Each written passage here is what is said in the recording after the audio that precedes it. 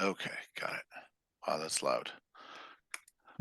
Okay, let me just do an introduction here. This is Croc 36, and I'm here with Arthur Bomber Harris, the champion of the 2022 um, Otterbox AccessNowledge.org playoff games, and so happy that you could join me here tonight. Um, and I was wondering if you could just tell us some bio information, maybe where you live or what you do for work. Yeah, I'm in Milwaukee. I'm 48 years old. I'm a chemist, so All right. got a science background, enjoy Uh-huh. math, enjoy game theory. Been playing Excellent. Axis and Allies since I was probably around 13 or so, back when it was the Okay. original edition. All right. And who got you into that? Was that just mom picking you up a game at the store, or was it a group of people, or? I used to go to gaming conventions in LA back when before the internet era and used to enjoy watching people play, and then started to play a little bit with my friends, although almost never could finish a game before people got frustrated. It's a nice thing about this play by email is you can have people play for half hour, do a turn, and then be able to take a break. I also was doing more Axis and Allies G40 with a meetup group in Denver back when I was living in Denver. Denver. Okay. Denver, Colorado. Okay. Great. Great. And let's see here. So, how did you find your way onto the internet and playing online? So when I was in the meetup group, I was looking for strategies. So I did some research, and that's where I came across the Axis and Allies forum, came across the strategy books, came across all those Japan openings. Really studied a lot of those opening moves to be able to master the first round or two, and that was a huge help to take me from novice to intermediate. Just mastering that first round or two. Wow. Okay. Okay. So that was probably was it Jay Dow? Is that what was that the fellow that came up with the J1? Yep. Is that Cal who did it? Oh, Cow. Yeah, yeah, Cow. That's right. That's Cal. right. And I think I can say that you're a bit of a traveler too, I think. Um, Yep. I've been to a large fraction of those territories in Axis and Allies. I've probably been to probably 50 of them in my life. wow. Enjoy traveling around, been to most of the continents. Wow. Okay. I think I could say that I saw some pictures of you on top of a mountain. I think that was you who shared that with me. Yep. Been working on some of the seven summits. I'll know I will never finish them, but I've done Kilimanjaro and Denali and Aconcagua. Wow. I don't know where Aconcagua is. Where is that? Argentina. Oh, wow. Okay. Okay. Great. Wow. Okay. That's exciting. Do you have any other hobbies that are sort of, you'd like to share with the community? Well, most of my other times being with my dog. So if you hear any uh, noise in the background, he's a Portuguese water dog. Loves to have lots of attention. It keeps us Oh, busy. okay. Nice. Nice. Okay. Great. Um, and which of the Access and Allies games do you enjoy the most? In terms of what options? Oh, I'm sorry. So maybe board on the board, playing on the board across from someone. That's always fun. It's hard to find people who will be able to stay focused. I mean, it's definitely a very Sure. social game to play on the board and enjoy the pizza. But if you really want to get deep into the strategy, the level of competition on the forum in the league is so high.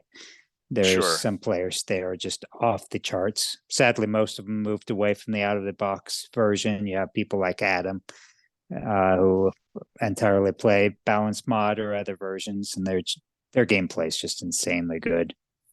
Wow. Okay. So, and uh, you prefer out of box yourself? Yep, I'm very much out of the box. Pretty much play 90% of my games out of box, probably a few balance mod here and there, but Sure. I like the original. Yeah, yeah. Have you experimented with any house rules? I mean, one of my common house rules is doing a re-roll. If you have bad luck, being able to do one re-roll during the game, which Okay. can be nice. You can get diced in certain battles and be able to say, let's run again, low luck, or some other way to re-roll it. You played Okay. for 10 turns and you get that critical battle in Moscow and the dice don't go your way. You had a 90, I've had a game where I had a 99.9% chance of winning and had that 1 in 1,000 event happen. And there goes your last 3 months of effort building up for that perfect attack on Moscow. And those Right, AA right. guns just obliterate your bombers. They get 10 hits out of 13, and all of a sudden you go from huge chance of winning to 50-50, and then you get diced again and you're left with Sure. almost nothing, and you just surrender and say, why did I just spend the last few months playing this game? So, what would that reroll look like? That house roll? Just is that one batch of dice or the whole game, the whole battle? The whole battle, the whole battle as low luck. Okay, as low luck. Gotcha, gotcha. And you like low luck quite a bit in general, I or don't play if I'm playing against somebody better than me, like when I was playing against Andrew, he's considerably better than me, and I need the luck. I need to be able yeah, to yeah, have the sure. dice go in my favor, take some risky battles. I do Hmm. like having luck when you're behind and you take that risky battle, you take the 20% chance of winning, and you just go for it and see what happens. It Sure. can be frustrating in low luck games once you're behind. There's just no coming back unless he makes a really huge blunder. Yeah. Uh, if I'm playing against somebody who's not as good and they want to play low luck, then that's to my advantage. And I say that's great. And it Sure. makes it much easier. Just march through my game plan, and not much can set you back when you're on low luck and you know you have a better strategy. Right. Right. And do you have a favorite piece in the game? If you were Oh, had some extra money, what are you gonna buy? oh, I love those bombers. If I'm Love those Axis, I bummers. really do like Dark Skies. Hmm. Andrew's really pushed the game where he's shown that instead of doing as much Dark Skies, he does a lot more fast movers as Germany, Yep. pushing a lot more mechs than anything else, and he just Yep. overwhelms you with ground units. Sure. And it seems to Yeah. be working. Mm, yeah. I remember I was reading some thread and they were like, why would anyone buy mechs? And and I'm like, I have a few ideas. And obviously Andrew has quite a love for them. And you Um, you compare three mechs against a bomber, and the three mechs will have more offensive punch and obviously far more defensive power. sure. Yep. Yep. Pips and hit points somewhere in between there. Um, and how about for the allies? You used quite a few bombers toward the end there, in your game and your victory game there. Uh, it looked like the next turn particularly was going to be just devastating for Japan. Yep, I did a lot of bombers. I'm still trying to figure out a good allied strategy. I haven't mastered allies very much. Uh, that last game, I tried the bombers, and it was effective. It wasn't as good as I hoped. Yeah, Perhaps subs would be a little bit easier to control the seas. With so many bombers, I did not have enough uh, ocean forces, naval forces, to be able to stand toe to toe with Japan. So we were kind of standing apart from each other and not sure how to resolve it, but eventually it sure. worked out. Yeah, yeah. It was an amazing game. I was looking at my videos today, and I was flabbergasted at the how he owned so much geographical location, so much geography of Eurasia. He owned quite a bit of it, and your penetration of the continent was not of Europe was not great. Your penetration of even Asia was diminished, and yet you were still winning, and by a good bit. Particularly with the bombers. About to inflict some pretty severe already having inflicted 20 on the Tokyo factory, and then about to convoy him probably another 10, 15, as well as the next turn being able to probably bomb Japan, as well as his one other of his factories. So even though they were both Japan and Germany were making over 70, um, you still had quite a command. I thought of the game.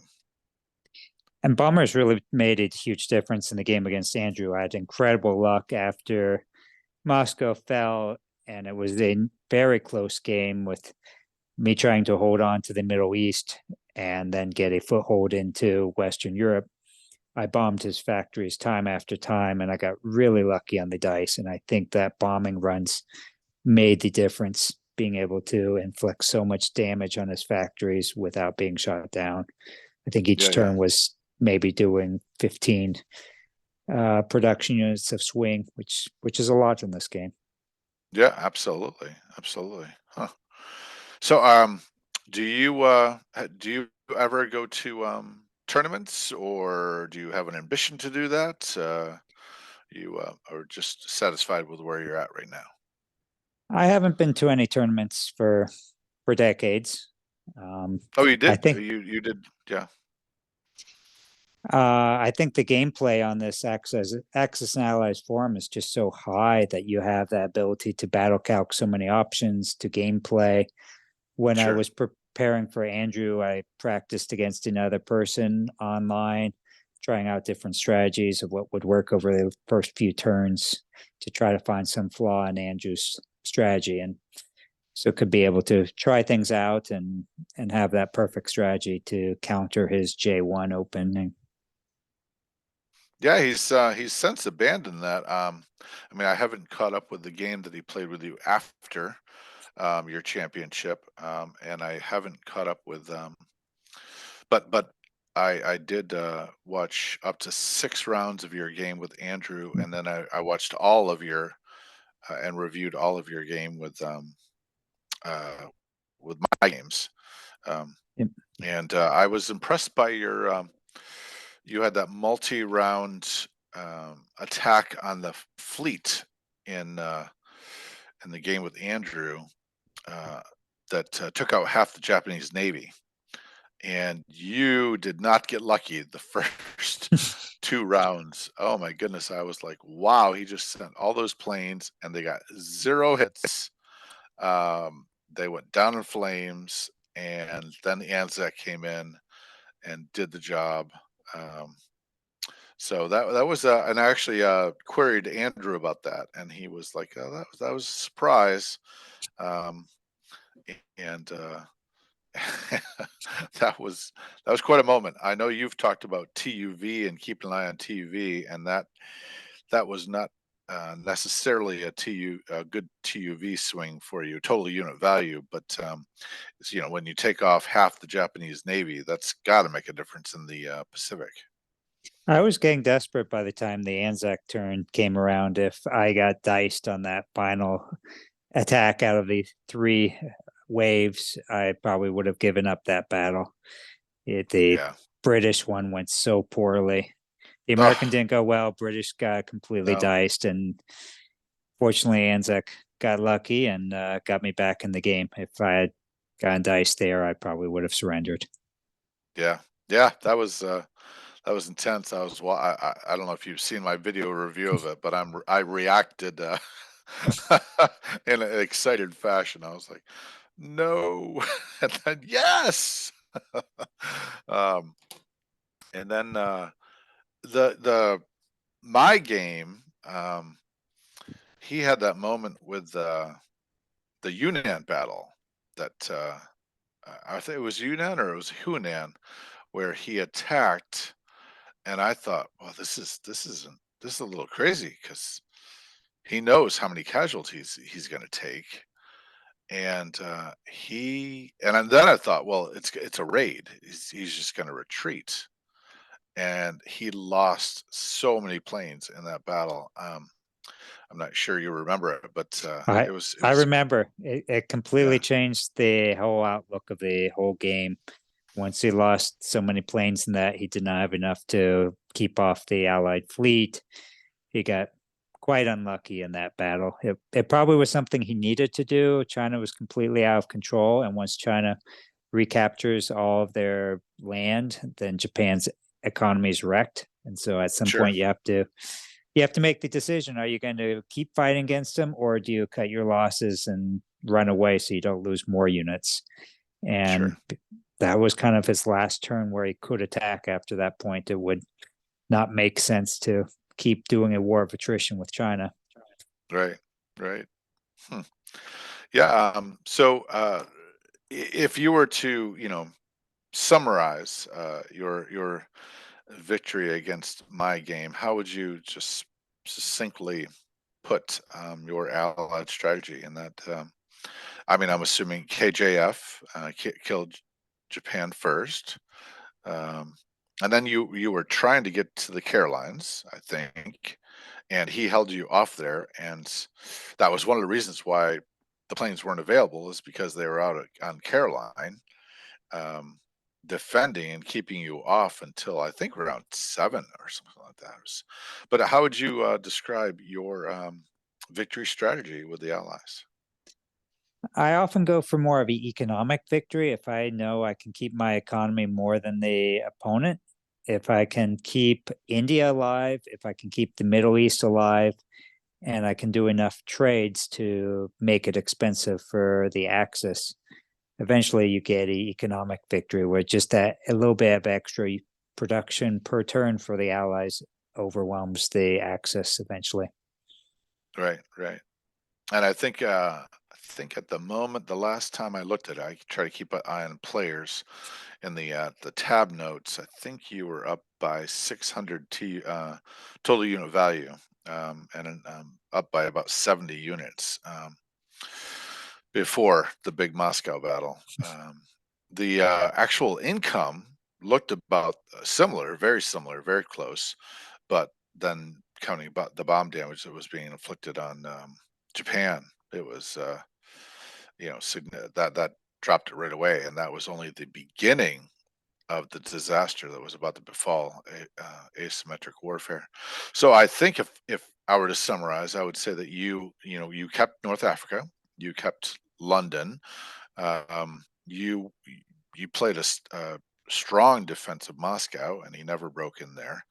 Um, he only broke the back of China in southern China, I should say, and India after massive losses, um, and all the while, you know, battling over the money islands and sometimes losing, sometimes winning. Uh, and like I said, I admire him for being able to come up to 70, I think it was, maybe even 81, and yet, you know, you had Korea. You had, I think, 11 bombers on the board, and were just devastating them. At the same time as your fleets kept the Germans at bay for a long, long time, and then you invaded Greece. And at that point in time, there was a shift, and instead of him putting pressure on the Middle East, he actually backed up off of northwest Persia. And at that point in time, all of a sudden, all of your aircraft that had been in northwest Persia were free to go wherever you wanted them to go. And I thought that's a huge moment right there.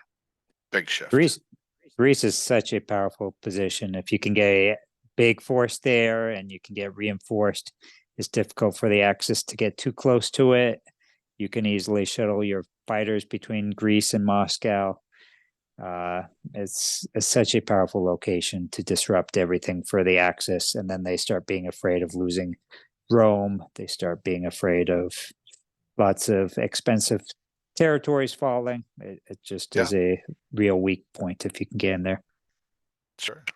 And what do you think about London? I kept my eyes on London the whole time, a little concerned that he could pull the trigger on that.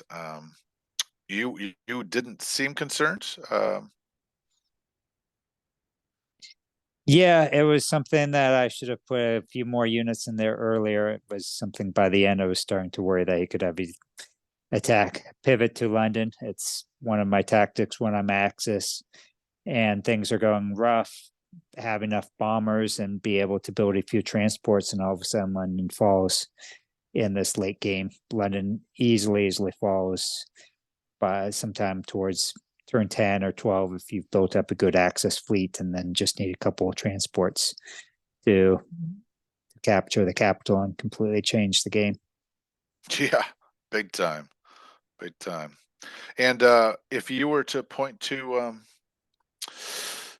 some mistakes that you made, is there any that stand out to you in the game with my game? Um, is there any mistakes that stand out that I still think befell you? I Yep, should do more of a kill Germany first. I keep wanting to do a kill Germany first, and then I do too much on Japan. gotcha. Uh, I always spend too much in the Pacific when I probably could do more minimal forces in the Pacific to just slow down Japan and put more forces to completely cripple Western Europe for the Axis. You think you could do that with bombers, or would that be something that was, you'd? I mean, your fleets were good. Your fleets were in both situations were eventually dominant. Yeah, it always takes me a lot of turns to get a good foothold in Western Europe. I'm never as good at doing that as I should be. You look at some of the masterful people like Adam, and he always can get into Western Europe way earlier than I could and be able to hold on to it. And then you just siphon away money from the Axis effort into Russia as they have to constantly be defending their territories in Western Europe, and they just miss that critical mass to invade Moscow. So if you're going for Western Europe, which for a while, I mean, I haven't done that in a while because I think that the supply chain is so um, tight and logistics is so easy for the Germans. Would you be picking on, is it Norway? Is it Normandy? Is it southern France? What's your favorite go-to there? People are getting really good at defending Norway. I haven't had games in a long time where Norway was viable to be able to get in there. I've noticed that. I haven't seen a Norway capture in a long time. People realize that's such a weakness, so they leave more and more troops there in Finland to be able to recapture it.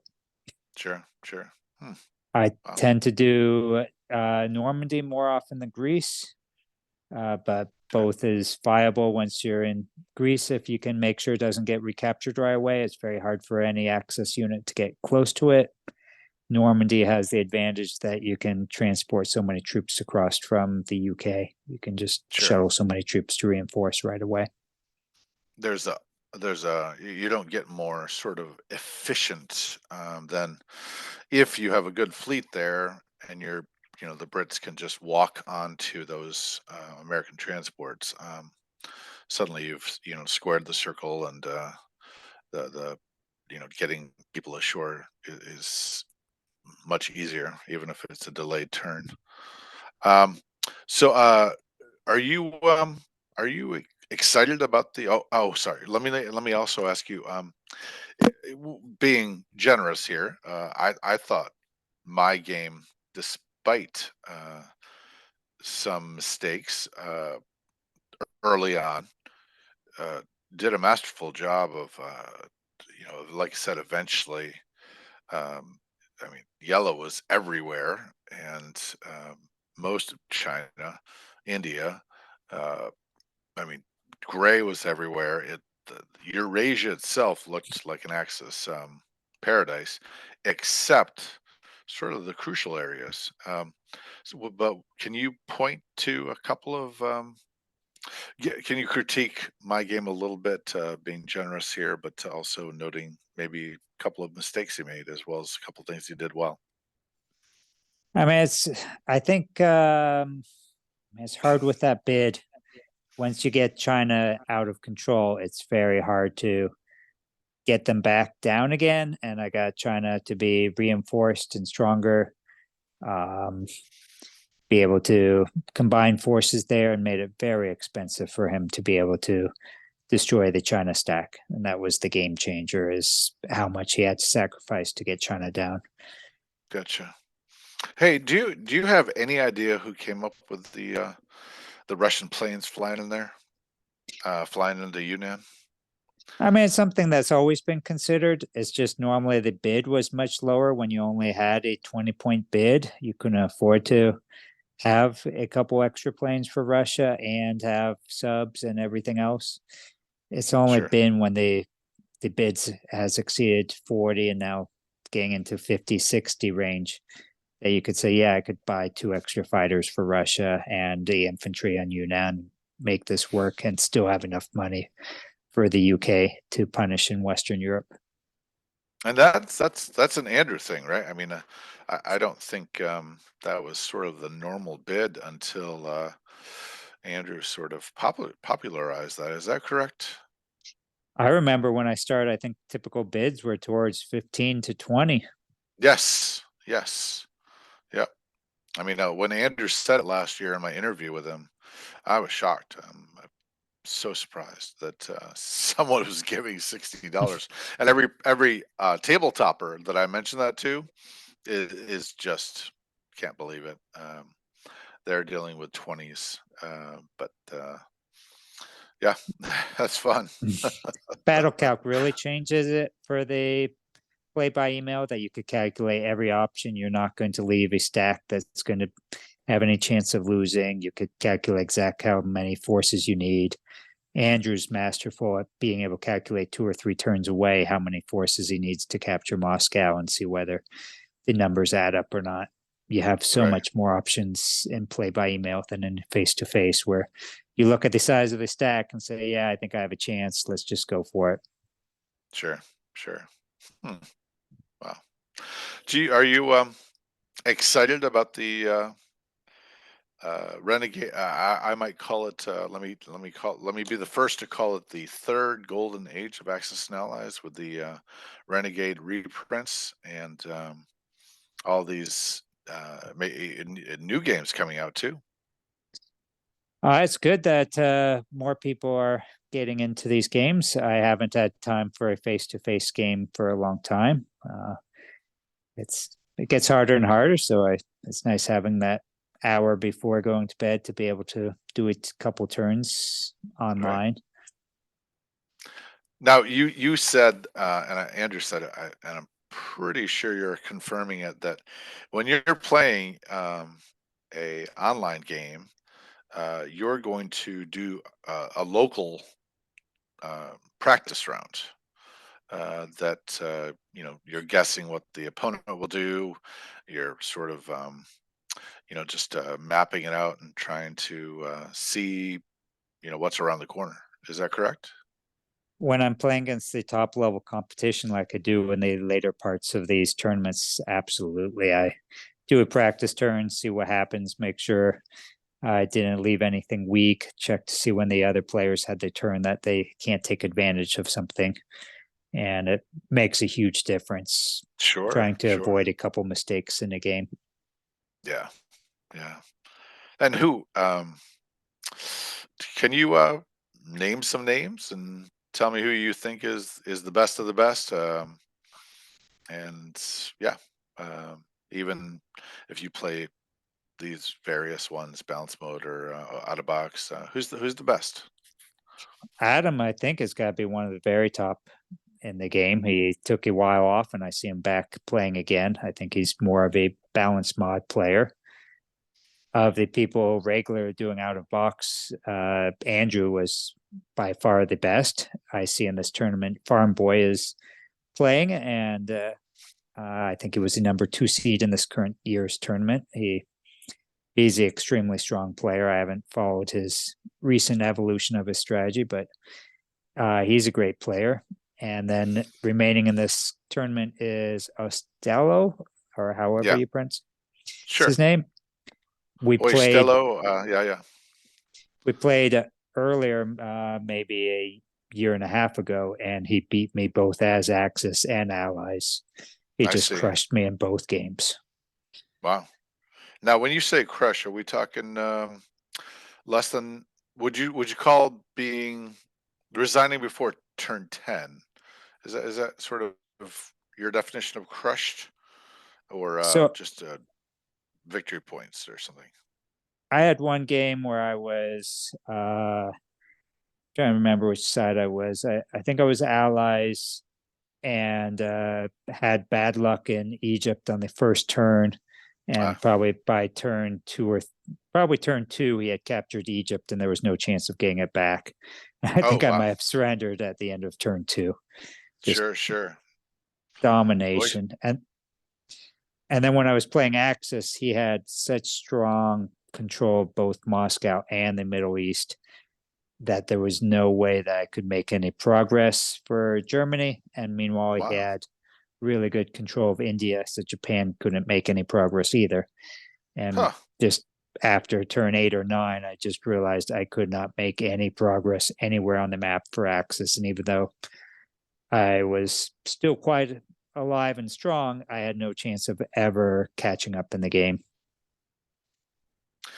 That your description of having solid control of those things reminds me of the one time that I tried balance mode, and I felt it was turn 3.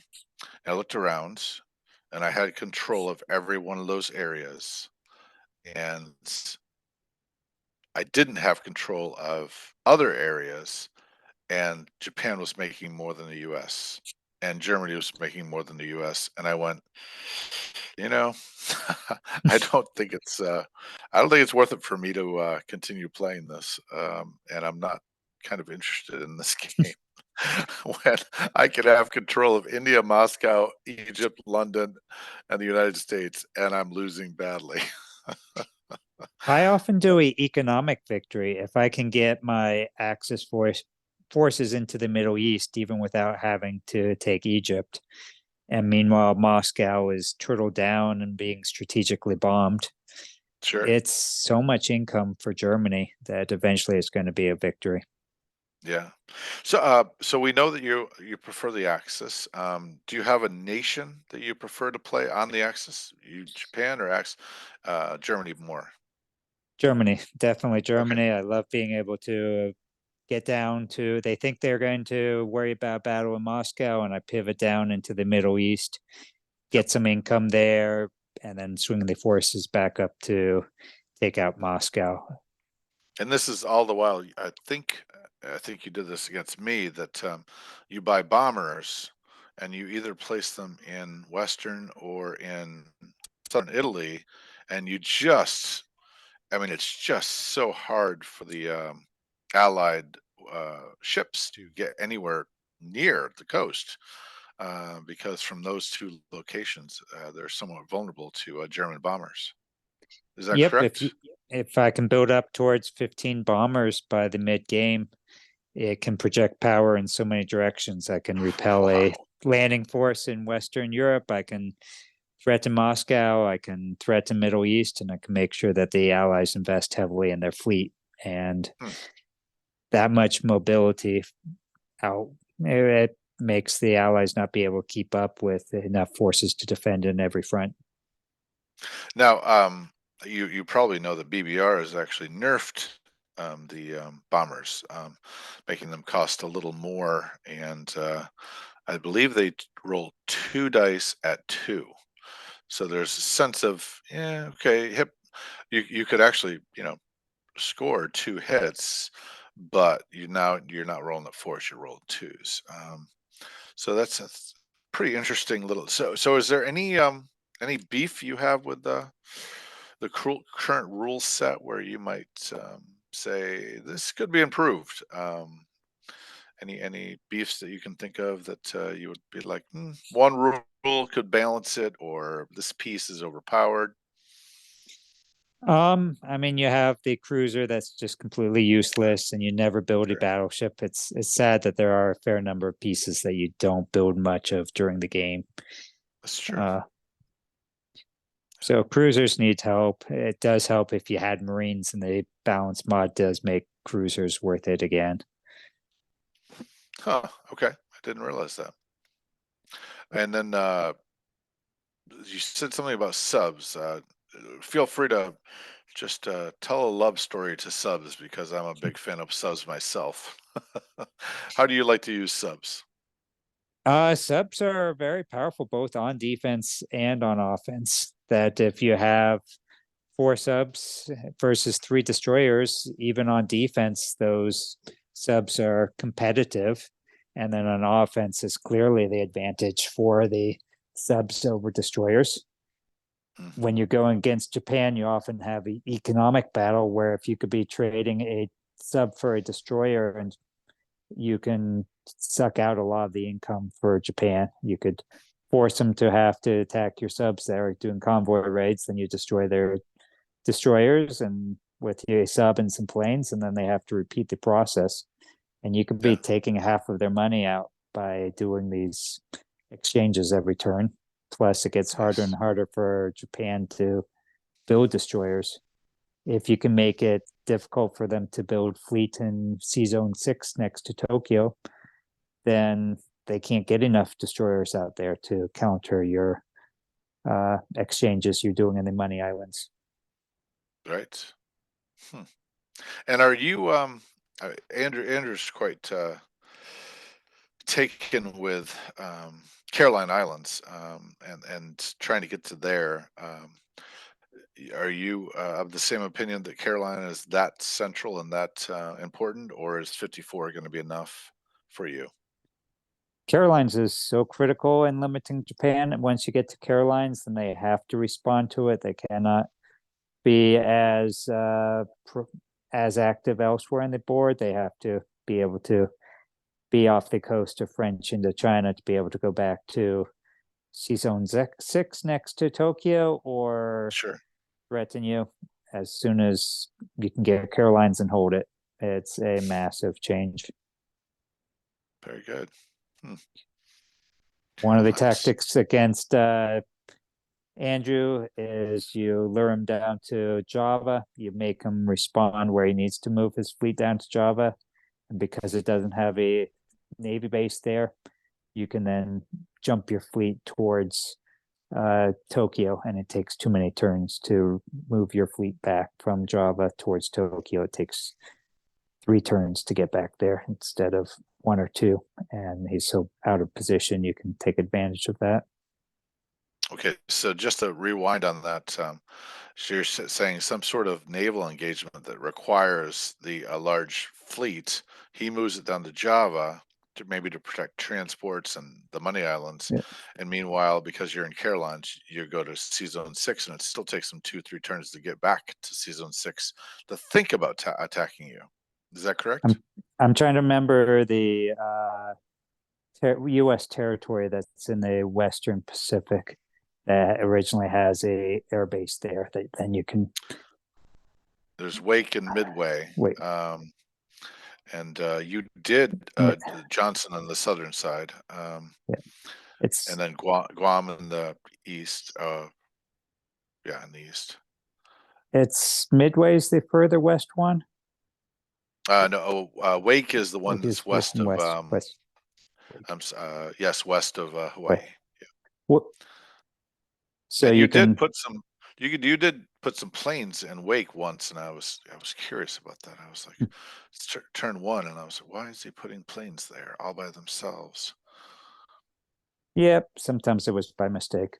Yeah, I actually have tried and exposed Andrew to a strategy that that I drop a sea base there, and it kind of acts as a kind of a Walmart version of Caroline Islands because I drop a sea base in Wake. It's got similar reach, hoping to squeeze them out of Caroline so I can quickly invade Caroline when the time comes. But he's built three transports the first turn, and I was like, well, that's certainly a Calcutta crush. So I've devoted 100% of my resources to the Pacific to try to avoid that. Yeah, it's tough. A lot of players are doing too much kill Japan first. I think people need to do more kill Germany first. Yeah. That you need to strengthen them because once they can get into the Middle East and destroy Moscow, their income is just so massive that you can never get a good foothold. You were just incredibly diligent in your fight to reinforce and strengthen Northwest Persia. And that was a huge struggle that you actually did win. And then you withdrew from India, keeping your forces alive. And so, there was never a time, maybe, no, I don't think so. I think except for the Yunnan battle, the Russians remained in the north. You reinforced the north of China with some ground troops. So the Japanese had to be in the north. You had your troops, your ships in the middle, eventually going for Caroline. Made them play in the Mighty Islands, and of course there was Burma, Yunnan, and India. And then even there, when you took India, you had backed off to West India. So there was never a sense in which Japan could say, "I finished a theater," but he had to constantly do that thing of splitting, splitting, splitting. Yeah, against Andrew, if I remember right, I moved towards Burma instead of towards West India. I should have moved into West India and then retreated all the way into Persia to help out defeat Germany there. I thought it would be more awkward to have Japan deal with all those British forces, but just was not enough for him to ever get that bothered. If I Sure. could have had those extra units in Persia, I could have really disrupted Germany after Moscow fell and he didn't have many units left. Those extra units would have been a game changer there. Yeah. And in the my game, you never lost Moscow. You held fast in Northwest Persia. You grabbed Greece, even though you had lost India. It was somewhat inconsequential. Obviously making him a little more money, but because you had stretched him out so far and had those bombers, it it his success in India was really blunted by $20 worth of damage to the Tokyo factory. Yeah, at some point in the game, when India's only getting one infantry per turn, it stops being very impactful in the whole board. And if it falls, it falls. It's not too big of a deal either way. Yeah, there was one time where uh, I can't remember who said this, but they said basically it might have been Cow too, and but someone said these things, Moscow or Calcutta, they're going to fall. Just don't make them fall cheaply. But I noticed that I think you and Andrew are more of the uh, if you have to retreat and pin those troops to follow you. Like for instance, I just read General Disarray is playing Andrew, and he retreated his Russians to Finland, and basically the next turn was the Germans following the Russians, trying to finally track them down and kill them. But he's still got Norway to go to with a sizable Russian force. Uh, I got to check that game out. It looks really interesting. They're in the 27th round or something like that. It's amazing how closely balanced the players are now that they could drag this into the mid 20s or late 20s rounds that and it's still uncertain who wins. There's such good gameplay right now by these top players. Yeah, yeah, and that's I, I'm a piker or I call myself a journeyman. To just hobnob with you guys is a thrill for me, and you certainly play. And honestly speaking, when I do play on the table, I end up being a pretty competitive most of the time. I play test with Larry, and I'm many times competitive, or certainly I've managed in some of the playtests to really, you know, poke holes in the game so that they've needed to adjust.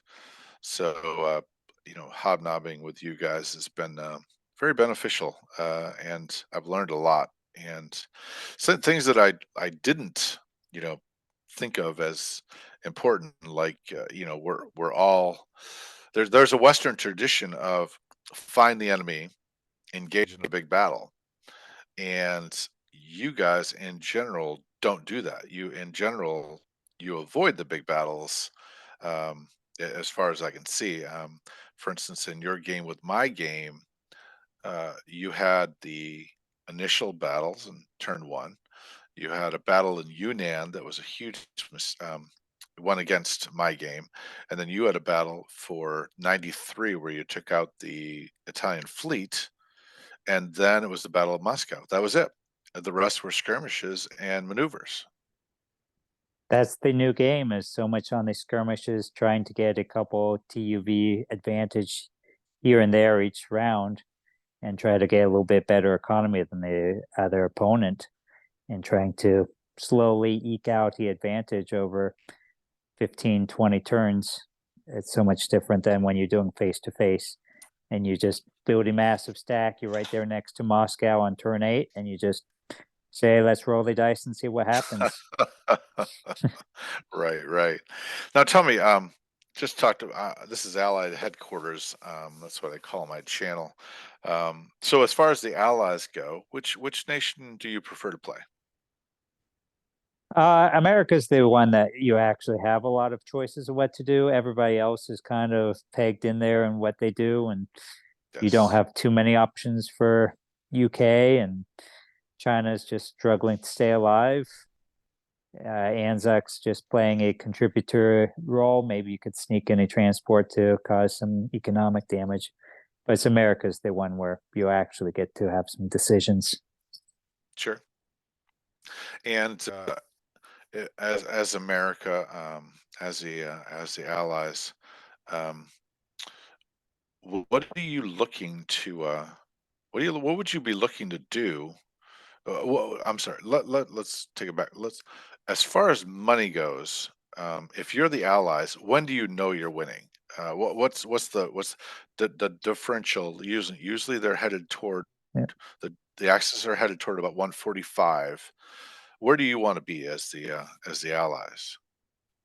When I did a review of a lot of recent games of top players, the Allies need to keep more than 20 income advantage over the Axis. 20. Okay. 20, Hmm. which is a Yeah. pretty Yeah. big advantage. That's why the Axis wins so much of the time. If you can get within 10 for the economy of the combined Axis, you're almost guaranteed to win. That slowly you'll wear them down and they won't be able to defend all of their frontiers, and you'll be able to just have economic victory eventually. And how about TUV? What are you looking for total unit value? The difference between if you're allied and you want to win.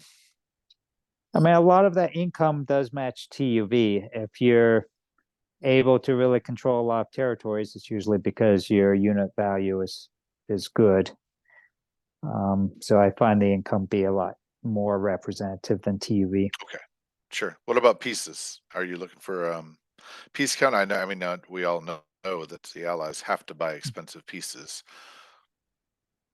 I do look a lot about how Moscow's doing. I calculate each turn. Do they have enough to withstand that turn and the next turn? How close is it coming? And that's more of where the calculus comes, is how many more pieces does Germany need before Moscow would fall, and how long will it take them to get to that point? And are you looking to, always add? I think with my game, for instance, for the Battle for Moscow, you brought in 4 Anzac fighters at the last minute. So are you looking to build a lot of UK and uh, UK Pacific fighters so that you can get them to Moscow in time? You definitely need to plan how you're going to get enough to withstand starting around turn 6. If you don't have reinforcements, Moscow will fall. You don't Sure, need sure. much on turn 6 to keep them alive, but by turn 8, if you don't have a fair stack of allied planes there, you're going to lose. And how many are we talking about? Are we talking about 10 plus or around 10 or? I guess it depends on what Germany's does. Do they focus entirely 100% on Moscow, or they get distracted with fleet and other stuff? And that's the change of the high level players, is they focus so entirely on getting Moscow that they don't waste any money on anything unnecessary. They don't spend anything on fleet. They just have such a laser focus on their one target. Oh, okay. So it's funny, because I have seen, for a while it was seemed pretty fashionable to go after London, and or Calcutta, particularly, or the Middle East. So you're saying a lot of this, the right now it's very laser focused on Moscow. I like that. At least for Yeah, Andrew. what's that? At least for Andrew has a very laser focus on Moscow. Yes, yes, yes. And I honestly speaking, you didn't get a lot of extra units into Moscow with the My Game um, match until the very end. It was all Russian. You built and had a lot of discipline. I did think you built a lot of artillery. I think it was 10 plus artillery, and I was a little surprised at that. But you like a little bit of a, and then you built a couple of tanks once so that you could do sort of an in and out. You go into the territory and then pull right back out, and that was handy to be able to grab a couple of dollars and yet still keep your troop. I noticed that in one of your into My Game. Yep, I've always enjoyed having some artillery to make Germany having to have more forces to stand toe to toe. So they can't just pivot down to the Middle East and leave Russia so powerless with just a stack of infantry. I like to Sure. force them to have a little more reinforcement there. So they need to have some planes maybe move over, making Western Europe more vulnerable. Sure. Uh, some artillery really changes how much help you need there. And you also used the spread of communism bonus, both I think in Iraq as well as the Horn. I think you might have got two of those. I can't exactly remember if you got Yep. the Horn or not, but I think you did. Ostello is And that, such a master on that. I've had games yes, there where he's gotten all 4 bonuses in Africa with Russia, and you're just staring at it and say, "There's just no way I can ever catch up because you're getting so much money on Russia." yeah, I saw on Facebook. I don't usually go on Facebook too much, but there was a guy that showed how to do it, and literally speaking, it showed the map, and the map is Russia is completely surrounded by yellow and gray, and yet he's got, I think he had two in the Horn, four across the top of Africa, and he had Sardinia. So he was getting $21 worth of Russian bonuses. I mean, spread of communism bonuses, and just was able to come back. So That's my most recent game against Andrew, he waited for J3 before he declared war. So it takes a while longer for Russia to head down there. And he uh, had such a laser focus on Russia that by the time I got down towards Ethiopia, Moscow fell shortly afterwards, and it was just a waste of all the effort to go down to Ethiopia. I should have just stayed in Moscow if he was going to be able to pressure it so early. yeah. So he's now working on J3, and any suggestions for all of us trying to uh, to take down Andrew on any suggestions from your recent loss I've got my after your yep. I've got my secret plan. I won't announce it to anybody, but if I make it to the finals in this out of box and I do play allies. I think I have a really powerful move to really change it for the allies if I do get a 50-something bid. If you get a what? Often the bids are now in the 50s, high 50s Okay. for many of these Okay. games. I Yep. think if I played allies with the high 50s, I have a new plan I'm going to try out in the final if I make it there. Wow. Now, I unfortunately, I think Andrew might be out. Yep. That was correct? Yeah. Yep, Um, Andrew finally played the allies, and he is a much stronger Axis player than the allied player. sure, sure. Who is the best allied player that you know? Is it Oistello Um, or a Adam? Farm Adam Boy? was Adam was the best historically. I assume he's been able to keep up with the improved strategies. He's just such a masterful player. Farm Yeah. Boy, I think, is one of the highest Elo ranked players, if I remember right. So I'm eager to see what he's done, what he can do in the out of box. Farm Boy might be the strongest one remaining in this year's tournament. All right. Well, I will have to I don't know if you know this, but I'm studying your game right now with I already did my games versus Arthur Bomber Harris, and now I'm doing the Andrew semifinal, and I'm in round 6. I'll finish that off, and then I wanted to get on to um, Andrew playing the allies, but I might pick a game with. I think he played a game recently with. Oh, it might have been Oistello that took him down, actually.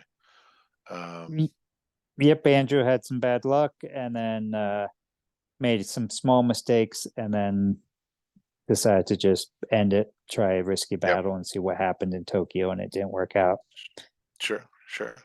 Hmm. But he's a good player. He's going to match. He So, definitely does prefer the Axis. sure, sure. Well, thank you so much for the time. Was there anything else that you would like to say to the community or to you, people watching at home? Well, been so much great opponents who've played me over the years. I really appreciate all the learnings I've gotten from playing different people with different strategies and how far the game has progressed. I look forward to maybe a day where AI becomes competitive in Axis and Allies, Right. and so that you can play against a computer and have a decent opponent that way. All right. Well, thank you so much for your time and good luck with this year's tournament. Thank you so much. All right. Have a good day. You too. Bye.